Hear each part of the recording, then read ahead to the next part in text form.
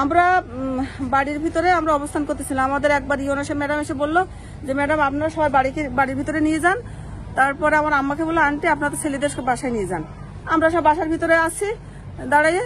এরপরে আমার ছেলে একবার যাচ্ছে রাস্তার উপর, টানতেছে আব্বা তুমি যদি দেখো তো তুমি ছাদের উপরে যাও। ও 3টে চেয়ার নিয়ে বসে এখানে দেখতেছে।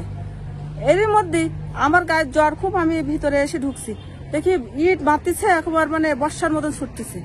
আমি তখন আমার ছেলে কই বলে তাদের খুঁজতেছি যে কই গেল, ওই তখন খুঁজে পাচ্ছি না। এর মধ্যে থেকে ইট চালাচালি করতেছে ওইখান দিয়ে ওই পাশ দিয়ে। আর্মিরা আমাদের যেসব ছেলেরা ভাড়া থেকে বাড়ি হচ্ছিল তাদের তাড়াই দিচ্ছে, দিয়ে ওদের সুযোগ করে দিচ্ছে মারার পুলিশদের।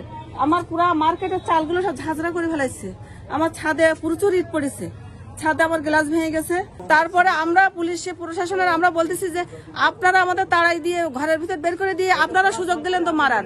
তা তারা বলতেছে যে না আমরা তো ছড়াচ্ছি, ওদের সরাই দিচ্ছি, কিন্তু তারা দাঁড়াই থেকে আমাদের আবার বাড়ি আজকে ভাঙচুরাই। আমাদের আহত সংখ্যা প্রায় 15-20 জন হবে। ওই যে এখন ডাক্তার ট্রিটমেন্ট নিচ্ছে ওদের, আর 2 জনের মানে হসপিটালে ভর্তি নিয়ে গেছে।